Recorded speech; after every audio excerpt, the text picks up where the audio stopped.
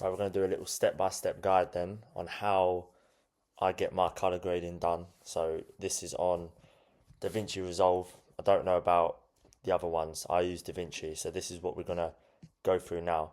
So we're just going to go through a couple of things like project settings. We're also going to talk about color space transforms. We're also going to talk about very basic editing when it comes to white balance, when it comes to exposure, when it comes to contrast, little things like this. So it's going to be very, very basic, and I'm going to try and explain it as best I can in the shortest amount of time because, again, we don't want to be here waffling on all day. So, obviously, first thing we need to do is we need to import what video we want to edit. So, for example, what one we're going to use today is one from Greece.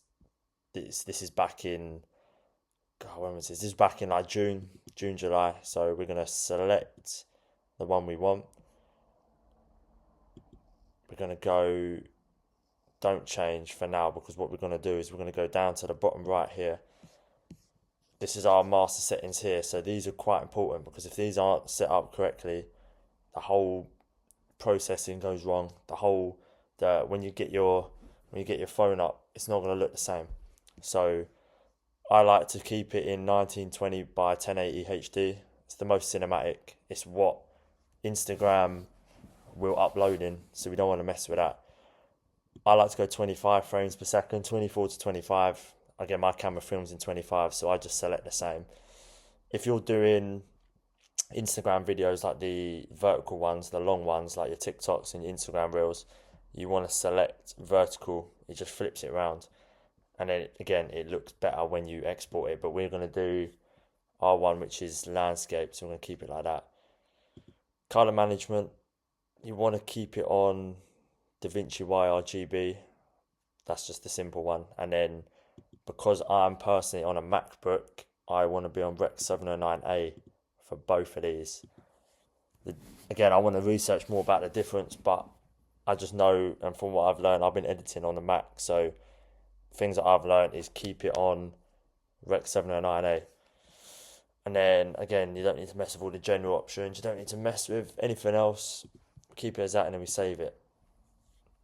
So we want to change that because we want to be in 25 frames. So obviously this is your media pool here. This here is your timeline. So this is like where you can see your whole video start to finish. This is the edit page. So we just want to go to there. So this is where we drag our video down onto the edit page, and then we're on there. So that's all perfect. Again, we've got all these options here about editing. We're not going over that today. We're just going over the pure color grading aspect. That'll be in another video later on. Okay, right. So we're on the color page. Let's just get that in the middle there. So obviously the color page, this one down here, bottom right. So let's get rid of that there. So on your Mac, again, we're going through Mac, so it might be different on your system if you're on some sort of Windows computer, but I'm going to press Option S. I'm going to add a few nodes. Let's just go 10 nodes for now. So we're going to go 10 nodes here. Going to move these out of the way. So our first node, I like to place this as the input node. So this is the very first node, nothing's been done. And then I'll go to the last one, node label, change that to output. This is what this one here is going to be the final edit. So this is everything here before will affect this node here, and essentially the nodes, let's say for example node 8, let's use node 8 for example, everything before will affect node 8 but won't affect number 9. So everything afterwards will not be affected by the one before. So let's start with the input node first. It looks a little bit messy now. We're going to clean this up in a second, but we're going to press the FX up the top here once we've selected input. And then we are going to come down to color space transform here. We're going to drag that across onto our input node. Now this one here and the output node is the most important thing you can do at all. Like this has to be pretty much perfect, and everyone's is going to differ. So the reason I say it differs is because this depends on the kind of camera you're using. So I personally use the Panasonic Lumix S5 Mark II. So it's Panasonic camera. So if you scroll down, you're going to see Panasonic V gamut. That's my one there. I know a lot of people use the Sony. So again, you see, you come down to here, you've got the Sony S gamut 3. I'm not going to tell you exactly which one to use if you use the Sony. You can search this up on ChatGPT or online or YouTube, but these are ones for the Sony cameras. But like I said, we're on Panasonic, so we're going to go Panasonic V gamut, and we're also going to select Panasonic V-Log right here at the bottom. So these are the two. You can see it's slightly added a bit of color. It's giving us, again, Davinci needs to understand what camera we're using, so it knows the color spaces, it knows the right colors to use. That's why it's very important that you film in V-Log. If you watch my previous section where we talk about how to set your camera up, if you're not filming in V-Log, you've basically ruined the whole thing. You're going to have to go film it again. Output color space, and output gamma is where we want to select Davinci wide gamut and Davinci intermediate, just so it knows what we're filming in. Again, we're in Davinci, so it needs to know where its colors are. And then what we're going to do is we're going to go to our output nodes. Let me move that out of the way. Sometimes you've got to move it out of the way so you can get away from the effect. So you're going to move your color space transform to the 10th node. So you've got number 1 color space, number 10 color space. I'm going to go all the way down here. We've obviously worked in Davinci wide gamut and Davinci intermediate. So these are our input and outputs here. And then our color space is important. We want Rec 709 there on both. So that's our output. So it knows what colors we're working in. Rec 709 there. So you're going to look at this now and think it's very bright. There's no color at all. You can see the waveform down here, which you select by pressing this little icon here, the waveform. Everything's pushed up high. Again, all the colors are up high. It has no idea what's going on. And again, you can see by here, it's very bright. We don't want it bright at all. So this is where our next 2 nodes come in handy. So we're going to go for, again, we're going to label them first. So this is going to be our exposure nodes. And then this one's going to be our white balance nodes. Good. So these are 2 important ones at the moment. All the rest of these don't matter. We'll come to them later. So we're going to click on exposure. So again, our exposure wheel is this little circle here that says HDR. So this is our color. This is our HDR. These are the 2 that we're basically going to be working in. We're not going to be working in anything else. So let me move that. Let me move myself out of the way over here for now. Let's go up here. Okay, right. So you've got global, which is obviously literally the whole thing. So for example, we're going to move that down. You can see this wavelength on the right is coming right down. We want to be sort of mid-range. We want to be sort of between the 3 to 700. And then the light just does a little bit more light. Again, I don't mess with the light too much. I might bring it down a small bit, like 0.5. So you see we brought it down a little bit more, but we don't want to use exposure all the way down because it messes up different types of colours. So white balance is where it comes in. The white balance is where we can sort of mess with the gamma a bit. So you can see we can bring the gamma down. So we're going to bring the gamma down slightly. Keep the gain up because the gamma is sort of your mid-tones. The lift of your shadows, you see we can make the shadows really dark. So we tend to bring the shadows down a little bit. Keep the gamma up. Keep the gain up. You can see how you just sort of have to mix and match it, mess it around a bit, move things around, see on this wavelength on the right what where the numbers are. Again, we want to be sort of around the 700 to 800, and again we've got different exposure levels. If I go forward, you can see I'll come up on the screen and look on the right there. You've got the exposure level of myself there, so we want to be around the 500 to 700 mark. We don't want to be too exposed, we don't want to be too unexposed. So if we look at that already, that's with no colour done at all. You can see that even looks quite nice in itself. That's literally purely what the camera's picked up from Vlog. We've done no editing at all. We've done nothing advanced. Again, we've got a long way to go if we want to make this look very, very cinematic. So we're going to go back to our colours here. So what I like to do personally when I work is if you hold and drag over the 3 and then double click, you can turn this into, where is it, compound, create compound node. So that basically, I'll move myself out of the way again, that basically drags everything into one. So if I double click that, all 3 are here. So it's out of the way. So then what we can do is we can literally label that input. So now everything's out of the way. So we've got our input there. We're going to add some more stuff into that soon, but for now, we've just got our input, color space, transform, our exposure, and our white balance sorted. Now we can get onto the good stuff. We can get onto the actual color grading aspect. So we're going to maybe use 3 to 4 nodes here. So again, I like to split everything up. So we're going to go up here again. So we're going to go here. So we're going to go, again, we're going to spend a lot of time in this color area here with our gamma and our lifts and our gains and our saturation and everything. So this is where it comes down to personal style. Again, I have different style that I enjoy. You know, I color grade a certain way. You might do it differently. You might like warmer, darker, anything like this. So the first thing that I would do here is label. Again, always label. If you don't label, you're going to forget what's where, and it's going to ruin your whole color grading system. Trust me, you do not want to be color grading and you forget what node is what and you just mess everything up. So for example, I'm going to use this as primaries. So what I consider primaries is your lift, gamma, gain. We've sort of done a little bit in the, obviously when we're in the input node, we've done a little bit already, but this one here we can just tweak that slightly. I also like to go secondaries. So our secondaries are going to be like all the top and the bottom lines apart from temperature, because I like to do temperature as its own one. So secondaries is everything apart from this temperature node here.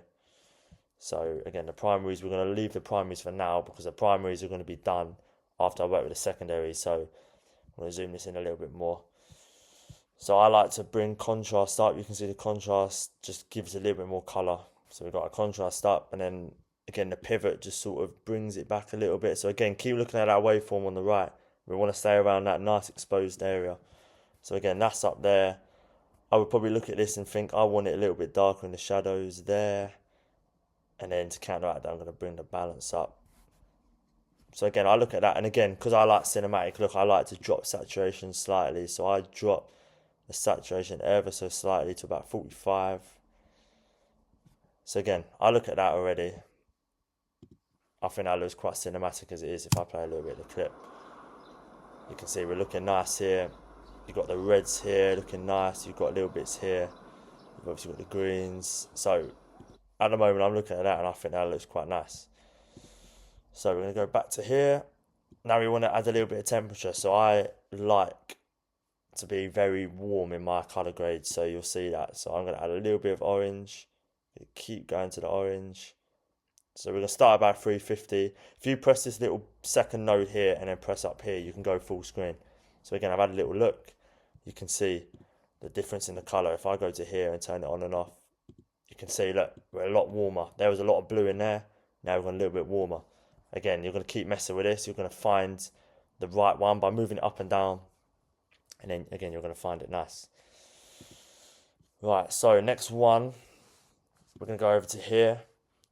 So this is where we want to get a little bit cinematic. And I'm only going to keep it very, very simple. Again, first off, before we...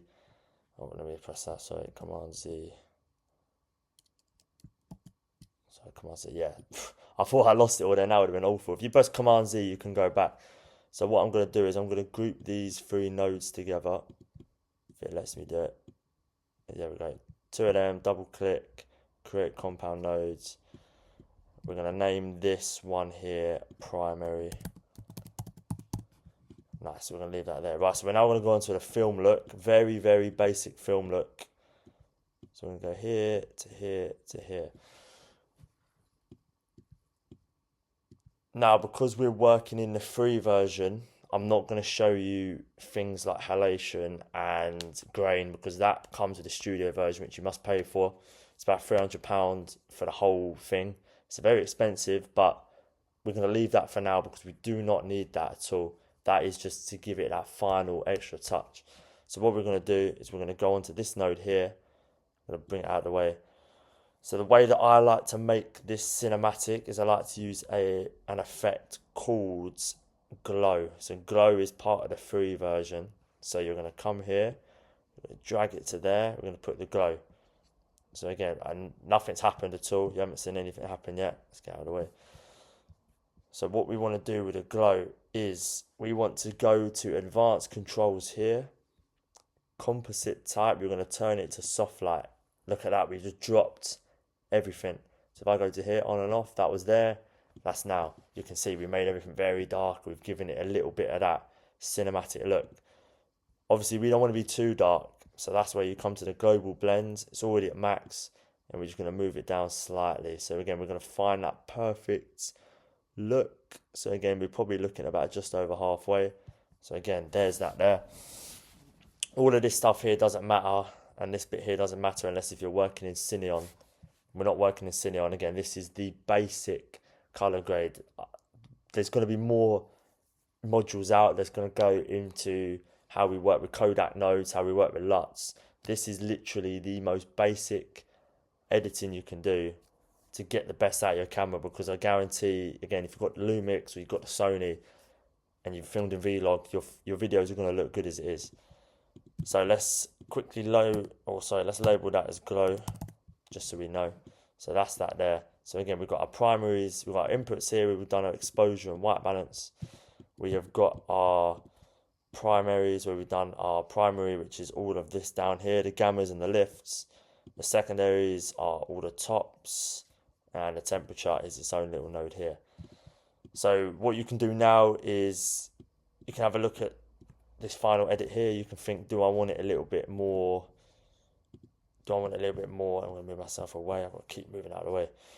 Do we want it a little bit more lighter? If so, we're going to go to our primaries. We're going to move the gamma up a bit. You see how we didn't touch this before, but now we are, because we're going back to it.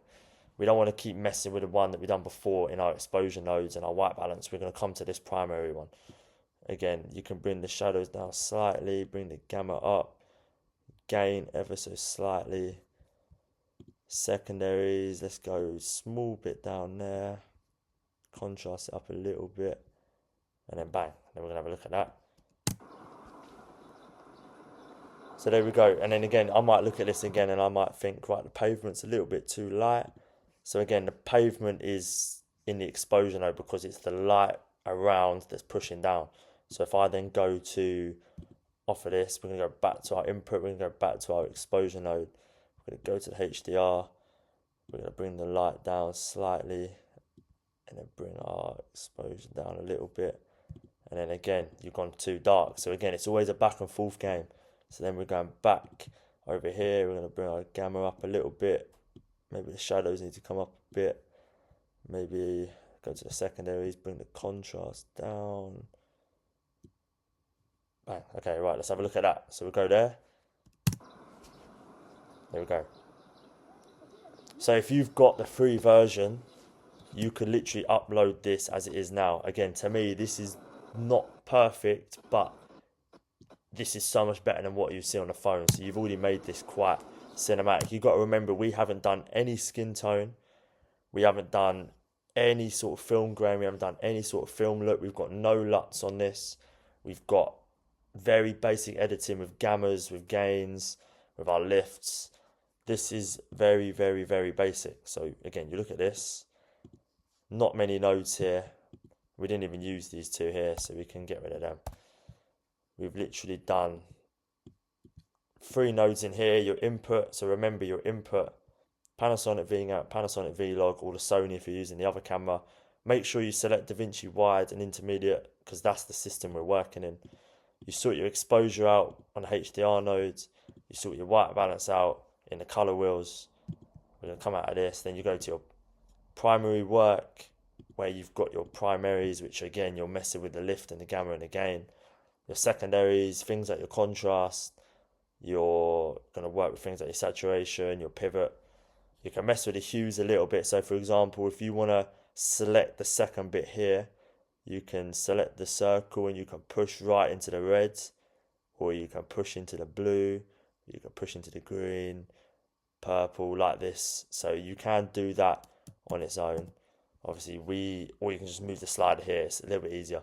Temperature, top left, make it higher, make it lower. Again, you can go right into the blue. You can go right up high. Again, what was it? It was about 340. So we keep it 340 there. And then you've just got a tiny bit of cinematic work that you can do for free in DaVinci, which is your glow. Just gives it a little bit more of a dark look. Again, that's without the glow, that's with the glow. You can see it really helps with the shadows. It helps with the exposure and the white balance a little bit. So again, that's that one there. And then you've got your final node, your output, which you need to make sure you are telling DaVinci that you've worked in DaVinci wide gamut intermediate. And then your output is Rec 709. So again, that is your very basic edit. So again, I want you to look at this and take your vlog footage into it, have a look at that, upload it, put it in the comments, put it in the feed so we can have a look together. And there's going to be a separate tag. Sorry, there's going to be. Sorry, I can't even talk. There's going to be a separate section where we are going to post all of our edits so that people in this community can have a look at one another's edits and we can, critique together. We can tell people what's good, what's bad. But I want you to take this that you've just seen today, take some very basic vlog footage and set yourself up to create some great content that we can put on Instagram or we can put on YouTube.